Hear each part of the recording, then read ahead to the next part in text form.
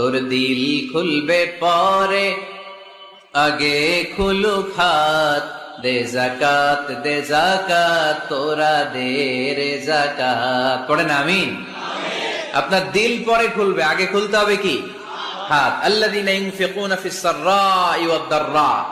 আল্লাহ বললেন আমার মুত্তাকি বান্দার প্রথম গুণ, الذين ينفقون في السراء والضراء والكاظمين الغيظ والعافين عن الناس والله يحب المحسنين.